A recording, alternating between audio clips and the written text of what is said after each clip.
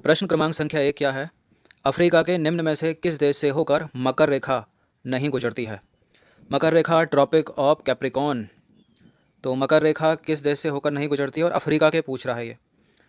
तो Mozambique Africa का है देश, यहाँ से गुजरती है। नामीबिया भी अफ्रीका का, यहाँ से भी गुजरती है। दक्षिण अफ्रीका भी अफ्रीका में सबसे नीचे, यहाँ से भी गुजरती है। लेकिन जिम्बाब्वे से होकर नहीं गुजरती है। तो इसका आंसर हो जाएगा ऑप्शन नंबर ए। देखिए यह है इसकी ट्रिक। मकर रेखा ट्रॉपिक ऑफ कैप्रिकॉर्न विश्व के जिन देशों से होकर गुजरती है उन देशों को याद करने की ट्रिक पहले भी ये मैं बता चुका हूँ। तो ट्रिक क्या है? टीना के मक्कार बॉस ने ब्राज़ील के नामी चिली पराठे मोजे में डालकर दक्षिण ऑस्ट्रेलिया भेजे। ध्यान से सुनिएगा, टीना के मक्कार बॉस ने ब्राज़ील के नामी हैं पराठे कैसे हैं? नामी पराठे मतलब बहुत फेमस हैं। और कैसे हैं? चिली हैं। चिली मतलब मिर्ची पड़ी है उसमें। और कहाँ? मोजे में डालकर दक्षिण ऑस्ट्रेलिया भेजे। अब यहाँ देखिए टीना फॉर क्या हो जाएगा? टीना फॉर अर्जेंटीना। मक्कार से मतलब क्या है यहाँ पर कि मकर रेखा का कोड है। तो टीना अर्जेंटीना एक हो गया। और बॉस बोत्सवाना हो गया। बॉस ने ब्राज़ील से ब्राज़ील हो गया। नामी से नामीबिया हो गया। चिली से चिली हो गया। पराठे से पराग्वे हो गया। और मोजे से मोजाम्बिक हो गया। और डालकर मेडागास्कर। आ रहा है ना साउंड? डालकर मेडागास्कर। दक्षिण से हो गया दक्षिण अफ्रीका। और ऑस्ट्रेलिया फॉर ऑस्ट्रेलिया। ऑस्ट्रेलिया का 2 बार काटती है ना, बीच से निकल जाती है। तो जिम्बाब्वे से होकर नहीं गुजरती है। तो जिम्बाब्वे यहाँ है ही नहीं। तो इसका आंसर क्या हो जाएगा? जिम्बाब्वे से होकर नहीं गुजरती है। क्वेश्चन नंबर 2 है, दक्षिण अमेरिका के कितने देशों से होकर 23.5 डिग्री दक्षिणी अक्षांश गुजरती है? अब इसका मतलब क्या है? दक्षिणी अक्षांश 23.5 डिग्री क्या है? देखिए 23.5 डिग्री दक्षिणी अक्षांश का ही दूसरा नाम मकर रेखा है, याद रखिएगा। यह है अपनी अर्थ। अगर यहाँ बीच से एक रेखा खींच दी जाए 0 डिग्री, इसको बोलते हैं इक्वेटर या भूमध्य रेखा। तो ऊपर का हो गया उत्तरी गोलार्ध मतलब नॉर्दर्न हेमिस्फीयर, नीचे का हो गया दक्षिणी गोलार्ध मतलब साउदर्न हेमिस्फीयर। अब एक रेखा यहाँ से भी खींची है, यह है 23.5 डिग्री दक्षिणी अक्षांश। एक रेखा यहाँ से भी खींची है, यह है 23.5 डिग्री उत्तरी अक्षांश। इसको बोलते हैं कर्क रेखा, इसको बोलते हैं मकर रेखा। कर्क रेखा ही बहुत सारे देशों से होकर गुजरती है, इंक्लूड भारत के 8 राज्यों से होकर गुजरती है। और ये मकर रेखा जो है, हम तो यहाँ ऊपर हो गए उत्तरी गोलार्ध में, तो भारत से मकर रेखा तो गुजरेगी नहीं। मकर रेखा ऑस्ट्रेलिया को 2 पार्टों में काटती है। और जो ट्रिक बताई उनसे होकर गुजरती है। अब प्रश्न क्या कह रहा है कि दक्षिण अफ्रीका के कितने देशों से होकर गुजरती है? तो 3 तो इसमें कॉन्टिनेंट आते हैं मकर रेखा में। वो कौन कौन से? एक तो नीचे ही आ गया दक्षिण अफ्रीका। इधर कौन सा है? अफ्रीका, सॉरी दक्षिण अमेरिका। और ये है दक्षिण अफ्रीका, सॉरी अफ्रीका, दक्षिण अमेरिका। और ये है ऑस्ट्रेलिया। तो इन 3 महाद्वीपों से होकर गुजरती है ये। अब ये पूछ रहा है कि जो बीच वाला अफ्रीका है उसमें कितने देशों से होकर गुजरती है? बीच वाला नहीं, ये वाला जो है अमेरिका जो है ना, साउथ अमेरिका, इससे कितने देशों से होकर गुजरती है? तो क्या करते हैं इसको, वैसे तो इसका आंसर हो जाएगा 4 से होकर गुजरती है। अब इसको काउंट करते हैं कौन कौन से हैं वो 4। तो यहीं देख लेते हैं ना। देखिए अर्जेंटीना जो है वो साउथ अमेरिका में एक हो गया। और साउथ अमेरिका का ढूंढिए इसमें। चिली भी साउथ अमेरिका में है। और कौन है साउथ अमेरिका में? यहाँ पर पराग्वे भी साउथ अमेरिका में है। तो 3 हो गए। और कौन सा है साउथ अमेरिका में? साउथ अमेरिका में और कौन सा है? बोत्सवाना, हाँ ब्राज़ील हो गया। बाकी बोत्सवाना ये अफ्रीका में है। मेडागास्कर अफ्रीका, मोजाम्बिक अफ्रीका, दक्षिण अफ्रीका अफ्रीका में, ऑस्ट्रेलिया अलग कॉन्टिनेंट हो गया, नामीबिया अफ्रीका। तो चिली हो गया, ब्राज़ील हो गया, पराग्वे हो गया और अर्जेंटीना हो गया। यदि आप मैप में देखोगे तो सबसे दक्षिणतम इधर आपको मिलेगा चिली। चिली से थोड़ा आगे जाओगे तो आपको क्या मिलेगा जिससे होकर गुजरती है? बोलीविया मिलेगा। फिर क्या मिलेगा? पराग्वे मिलेगा। फिर क्या मिलेगा? चिली मिलेगा। हाँ सॉरी, सबसे इधर चिली मिलेगा। चिली के आगे बोलीविया मिलेगा। फिर क्या? चिली के आगे पराग्वे मिलेगा। और फिर क्या मिलेगा? अर्जेंटीना मिले, चिली, अर्जेंटीना, पराग्वे और क्या मिलेगा? ब्राज़ील। तो हो गया ना, सबसे पहले चिली मिलेगा, उसके आगे चलोगे तो अर्जेंटीना, फिर पराग्वे के आगे किधर गया? Brazil, sorry Brazil. तो 4 हो गए, बोलीविया नहीं है। तो इसका आंसर हो जाएगा ऑप्शन नंबर 4। क्वेश्चन नंबर 3 है, कौन सी रेखा पृथ्वी को 2 गोलार्ध में विभक्त करती है? तो देखिए ये है अपनी अर्थ। बीच से एक रेखा खींच दी जाए, ये है 0 डिग्री। इसके 2-3 नाम है। इसको 0 डिग्री अक्षांश रेखा ही बोलते हैं, इसको भूमध्य रेखा भी बोलते हैं, इंग्लिश में इक्वेटर बोलते हैं। ऊपर का हो गया उत्तरी गोलार्ध, नीचे का हो गया दक्षिणी गोलार्ध। तो भूमध्य रेखा इसको बोलते हैं, करेक्ट है। और 0 डिग्री अक्षांश रेखा भी इसको बोलते हैं। तो ए और बी दोनों बोलते हैं इसको। मकर रेखा नहीं बोलते, मकर रेखा 23.5 डिग्री दक्षिणी अक्षांश है।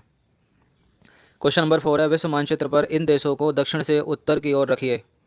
तो मैप की प्रैक्टिस करते रहिए, जहाँ पढ़ते हो तो वहाँ वर्ल्ड मैप और इंडिया का मैप तो कम से कम लगा रहना चाहिए। नहीं है तो एक एटलस खरीद लीजिए, बहुत सारे प्रश्न एटलस ही बन जाते हैं। तो विश्व मानचित्र पर या संसार के मानचित्र पर इन देशों को दक्षिण से उत्तर की ओर रखना है, मतलब साउथ टू नॉर्थ हमको रखना है। तो सबसे पहले ये है कौन कौन से? बोलीविया है, इक्वाडोर है, कोलंबिया, मैक्सिको, कनाडा। तो देखिए ये तो उत्तरी गोलार्ध और दक्षिणी गोलार्ध, उत्तरी गोलार्ध में उत्तरी अमेरिका हो गया, दक्षिणी गोलार्ध में दक्षिणी अमेरिका के देश हैं। मतलब ये यूएसए के देश हैं, अमेरिका के उत्तरी अमेरिका और दक्षिणी अमेरिका दोनों। यहाँ पर जो कनाडा है वो उत्तरी अमेरिका में, मैक्सिको भी उत्तरी अमेरिका में है। ये कोलंबिया, इक्वाडोर और बोलीविया जो है ये दक्षिण अमेरिका में है। तो अब जिसमें 4-5 है, दक्षिण से उत्तर की तरफ रखना है ना, तो 4-5 तो सबसे एंड में होने चाहिए। तो जिसमें नहीं है उसको एलिमिनेट कर दो, काट दो, इसमें नहीं होगा। अब ये भी नहीं होगा आंसर, या तो ये हो जाएगा, ये हो जाएगा, इसमें दो यहाँ पे होना चाहिए। तो सबसे नीचे इसमें आना चाहिए बोलीविया है, और उसके ऊपर थोड़ा सा ऊपर चलोगे तो इक्वाडोर है, फिर कोलंबिया है, फिर मैक्सिको है, सबसे एंड में कनाडा है। तो पहला करेक्ट हो जाएगा, सीक्वेंस में लगा हुआ है, ये ही सीक्वेंस में लगा हुआ है। तो बोलीविया, इक्वाडोर, कोलंबिया, मैक्सिको और कनाडा। चलिए देखते हैं इसको। ये देखिए, ये है दक्षिण अमेरिका, साउथ अमेरिका। तो इसमें देखिए सबसे नीचे कौन सा है, सबसे नीचे ये देखिए बोलीविया है। बोलीविया से जब ऊपर चलेंगे तो ये आगे देखिए इक्वाडोर, इक्वाडोर के बाद बोलीविया, इक्वाडोर के बाद ये है कोलंबिया, दिख रहा है क्या, इक्वाडोर ये है इसके ऊपर कोलंबिया। तो सबसे नीचे आ जाएगा बोलीविया, उसके ऊपर इक्वाडोर, फिर तीसरे पे कोलंबिया। अब इसके ऊपर आप चलेंगे तो फिर यहाँ से ऊपर आपको मिलेगा चौथे पे मैक्सिको, और बीच में यूएसए, पाँचवें पे मिलेगा ये कनाडा। तो ये पाँचवें पे हो जाएगा, ये पाँचवें पे हो जाएगा, चौथे पे हो जाएगा। तो इससे ही एलिमिनेट हो रहा है क्या, 4 5 से? हाँ, एक से एलिमिनेट तो नहीं हो रहा क्योंकि यहाँ 3 आ रहा है। तो 1 2 3 हो गया, Bolivia, Ecuador, Colombia, Mexico, Canada. A हो जाएगा इसका आंसर। क्वेश्चन नंबर 5 है, निम्नलिखित में से कौन सही सुमेलित नहीं है? पोलर बियर आर्कटिक में पाया जाता है, पेंगुइन अटलांटिक लिख रहा है, और नीलगिरी ताहर दक्षिणी भारत या पश्चिम घाट, और इरावती डॉल्फिन म्यांमार। तो यहाँ जो सही नहीं है सुमेलित, देखिए इरावती डॉल्फिन म्यांमार करेक्ट है, नीलगिरी ताहर वेस्टर्न घाट में पाई जाती है, दक्षिण भारत तमिलनाडु ये भी करेक्ट है। पेंगुइन, पोलर बियर तो करेक्ट है, आर्कटिक में पाया जाता है। पेंगुइन अटलांटिक में तो मर जाएगा ना डूब के, अटलांटिक में थोड़ी पाए जाते हैं। ये आ जाएगा अंटार्कटिका, आर्कटिक और अंटार्कटिक होना चाहिए, अटलांटिक नहीं। तो अंटार्कटिक करेक्ट हो जाएगा यहाँ पर, और ये गलत है। क्वेश्चन नंबर 6 है, पश्चिमी एशिया के इन देशों को उत्तर से दक्षिण के क्रम में नॉर्थ टू साउथ रखना है, मतलब नॉर्थ टू साउथ, उत्तर से दक्षिण रखना है। तो सबसे नीचे तो देखा होगा आपने, ये पश्चिमी एशिया के नीचे यमन है ना, सबसे छोटा यमन है, फिर यमन के ऊपर यहाँ सऊदी अरब है, फिर यहाँ जॉर्डन है, फिर सबसे ऊपर सीरिया है इसमें। तो सीरिया तो सबसे लास्ट में होना चाहिए, सीरिया वैसे है नहीं इसमें, तुर्की होना, सीरिया है, सीरिया से ऊपर है तुर्की यहाँ पर। तो सबसे नीचे आ जाएगा यमन, यमन से ऊपर थोड़ा चलोगे तो नॉर्थ टू साउथ है ना, नॉर्थ टू साउथ मतलब ऊपर से नीचे उतर के आना है हमको, नॉर्थ टू साउथ, उल्टा कर दो फिर। सबसे ऊपर तुर्की रहना चाहिए, उसके नीचे थोड़ा सा हो गए तुर्की, यहाँ हो जाएगा। तो जॉर्डन कहाँ पड़ा है, यहाँ पर पड़ा है जॉर्डन, उसके नीचे यहाँ सऊदी अरबिया है, फिर सबसे नीचे यहाँ छोटा सा यमन है। तो इसका आंसर हो जाएगा सी हो जाएगा, north to south, north to south, उत्तर से दक्षिण की ओर सी हो जाएगा। और पूछता दक्षिण से उत्तर की ओर तो ये हो जाता। अभी फिलहाल इसका आंसर ऑप्शन नंबर सी। तो ये है, देखिए पश्चिमी एशिया फैला हुआ है इस तरह। इस बार बहुत सारे प्रश्न इससे बनते हैं कि कौन सा भूमध्य सागर तक, हाँ भूमध्य सागर मेडिटेरियन सी से कौन सा लगा हुआ है, तो ये भी प्रश्न अलग से बनाते हैं। तो सबसे दक्षिण में नीचे देखिए यमन है, यमन के ऊपर ये सऊदी अरेबिया फैला हुआ है, इसके ऊपर चलोगे तो ये है छोटा सा जॉर्डन, बीच में सीरिया, सबसे ऊपर है तुर्की। तो हमको नॉर्थ टू साउथ रखना था ना, तो ऊपर नॉर्थ है, नॉर्थ टू साउथ, तो तुर्की सबसे पहले, फिर उसके नीचे उतर के आओगे जॉर्डन, फिर ये सऊदी अरेबिया, सबसे नीचे यमन। अब ये तो देश पूछ लिया, इसकी कैपिटल भी पूछ सकता है। तो यमन की साना है, सऊदी अरेबिया की रियाद है, और सीरिया की दमिश्कस, ये भी याद रखना। तुर्की की अंकारा है, और जॉर्डन की है, दिख रही है क्या छोटी सी, जॉर्डन की अम्मान, ओमान। क्वेश्चन नंबर 7 है, संसार की सबसे बड़ी कोरल रीफ कौन से महासागर में पाई जाती है? तो देखिए बहुत बार बताया पहले, तो कोरल रीफ है कौन सी, संसार की सबसे बड़ी ग्रेट बैरियर है। कौन सी है, ग्रेट बैरियर है। कहाँ पर पाई जाती है? ऑस्ट्रेलिया के उत्तरी और पूर्वी तट पर पाई जाती है, नॉर्थ ईस्ट पर। और उस उधर महासागर कौन सा है? पैसिफिक है, प्रशांत महासागर है, हिंद महासागर मत लगा देना। क्वेश्चन नंबर 8 है, चिल्का झील के संदर्भ में एक असत्य है। यह विश्व की सबसे बड़ी खारे पानी की झील है, यह विश्व की सबसे बड़ी खारे पानी की एक क्या है, एक नहीं है, लेक होना चाहिए, यहाँ पर लेक है। तो गलत है स्टेटमेंट, वैसे विश्व की नहीं है, ये है एशिया की, भारत की है, भारत के साथ साथ एशिया की। विश्व की तो सबसे बड़ी कैस्पियन सागर है ना, तो बस पहले ही गलत है। बाकी यह 70 किलोमीटर लंबी और 30 किलोमीटर चौड़ी है, करेक्ट है। यह झील समुद्री अफवाह जल से बनी है, भी करेक्ट है। यह उड़ीसा के तटीय भाग में नाशपाती की आकृति में पुरी जिले में स्थित है, करेक्ट है। पहला गलत है क्योंकि ये विश्व की नहीं है, विश्व की तो कैस्पियन है, ये भारत की है, और भारत के साथ साथ एशिया की है। तो चिल्का झील उड़ीसा प्रदेश के समुद्री अप अपवाही जल से बनी एक झील है। यह भारत की सबसे बड़ी एवं एशिया की सबसे बड़ी खारे पानी की झील है। यह एक अनूप है एवं उड़ीसा के तटीय भाग में नाशपाती की आकृति में पुरी जिले में स्थित है। यह 70 किलोमीटर लंबी और 30 किलोमीटर चौड़ी है। 70 किलोमीटर तो बहुत हो गया। क्वेश्चन नंबर 9 है, कोणार्क मंदिर के संदर्भ में एक असत्य है। तो यह उड़ीसा के कोणार्क नामक शहर में प्रतिष्ठित है, तो करेक्ट है। यह एक सूर्य मंदिर है, तो कोणार्क सूर्य मंदिर करेक्ट है। सन 1984 में यूनेस्को ने इसे विश्व धरोहर स्थल के रूप में मान्यता दी है, ये भी करेक्ट है। कृष्णदेव राय ने यहाँ लगातार 30 दिनों तक यज्ञ किया था, देखिए गलत है, ऐसा कुछ नहीं किया था। 10वां प्रश्न है, लिंगराज मंदिर कहाँ स्थित है? तो लिंगराज मंदिर भी उड़ीसा में ही है, मतलब उड़ीसा में कहाँ, भुवनेश्वर में है, तो ये हो जाएगा इसका आंसर। देखिए, लिंगराज मंदिर भारत के उड़ीसा प्रांत की जो राजधानी है ना, कैपिटल भुवनेश्वर में स्थित है। यह भुवनेश्वर का मुख्य मंदिर है तथा इस नगर के प्राचीनतम मंदिरों में से एक है। यह भगवान त्रिभुवनेश्वर को समर्पित है। इसे ललाटेडु केसरी ने 617 से 657 ईस्वी में बनवाया था। यद्यपि इस मंदिर का वर्तमान स्वरूप 1090 से 1104 में बना, किंतु इसके कुछ हिस्से 1400 वर्ष से भी अधिक पुराने हैं। इस मंदिर का वर्णन 6वीं शताब्दी के लेखों में भी आता है। क्वेश्चन नंबर 11 है, गगरीबल और नागिन किस झील के जलाशय हैं?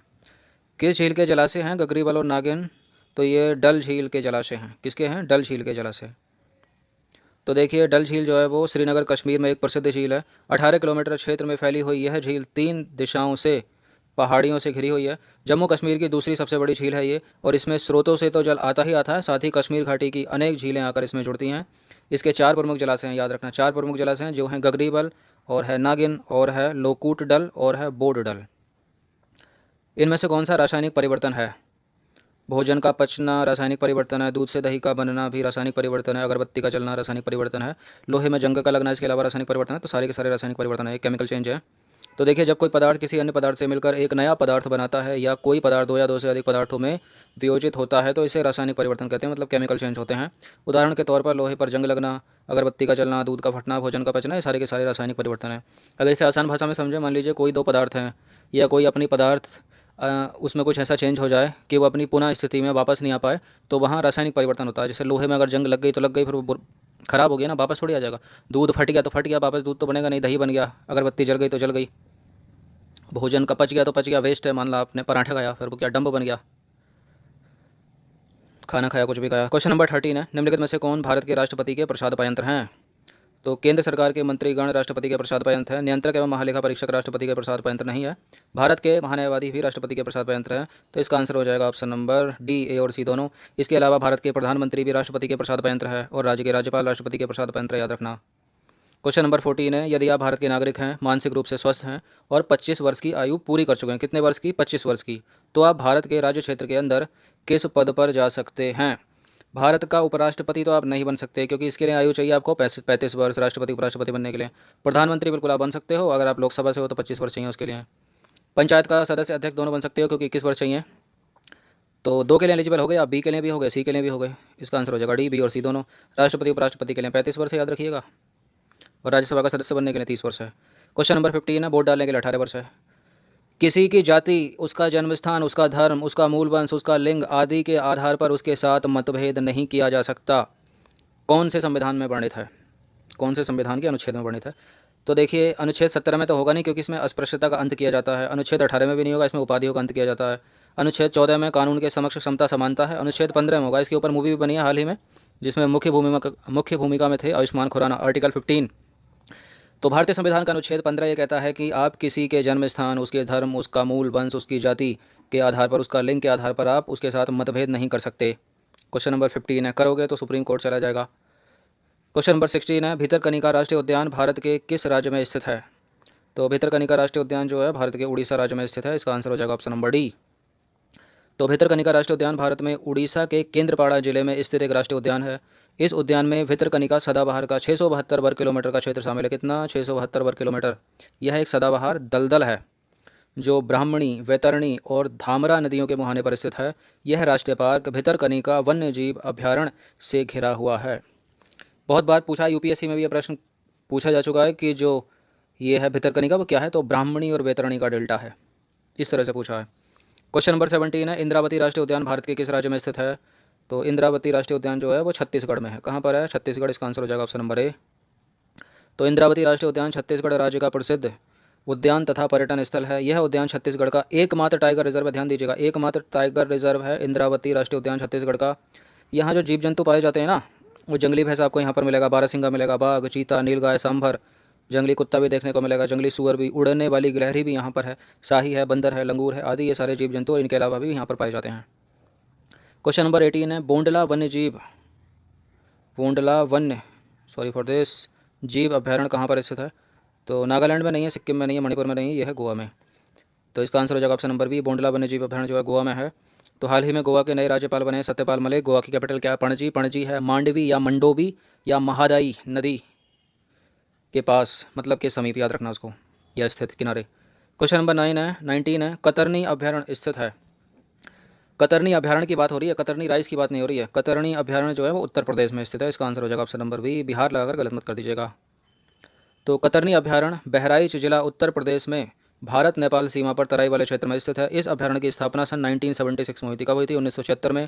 कतरनी अभयारण्य 400 वर्ग किलोमीटर के क्षेत्र में फैला हुआ है। इस अभयारण्य में पशुओं की विभिन्न प्रजातियां पाई जाती हैं, जिनमें आपको देखने को मिलेगा चीता, सांभर, भालू, नीलगाय, तेंदुआ आदि। क्वेश्चन नंबर 20 है, करेरा पक्षी अभयारण्य कहाँ स्थित है? देखिए बहुत सारे जो नॉन नेशनल पार्क है ना, बहुत एग्जामिनर ने बहुत बार पूछ लिए हैं। अब अननोन पूछेगा, जैसे करेरा हो गया, अभी जो बताया था गुजरात का, कौन सा हो गया, ये कतरनी भी हो गया, अननोन ही है ना ये, बोंडला हो गया। तो जो नेशनल पार्क हैं उनको भी याद रखिए। तो करेरा पक्षी अभयारण्य कहाँ पर स्थित है? करेरा स्थित है मध्य प्रदेश में। तो करेरा अभयारण्य के कांटेदार खुले वनों में विशाल आकार के ग्रेट इंडियन बस्टर्ड पाए जाते हैं और साथ ही मनमोहक ब्लैक बक भी यहाँ देखे जाते हैं। ब्लैक बक क्या होता है? हिरन की तरह होता है, जिस पर सलमान खान का बहुत साल केस चला मारने के ऊपर। और राज्य है इसका करेरा अभयारण्य का मध्य प्रदेश, डिस्ट्रिक्ट है शिवपुरी। और प्रसिद्ध क्यों है ये? करेरा पक्षी अभयारण्य में ऐसे अनेक जलीय पक्षी भी हैं जो नदी में तैरते हुए पाए जाते हैं, जैसे अग्रे और क्या है, स्पॉन वेल्स। तो देखिए 20 प्रश्न थे, इंपॉर्टेंट थे, 1 से 2 बार इनका रिवीजन अच्छे से कर लेना, समय कम है।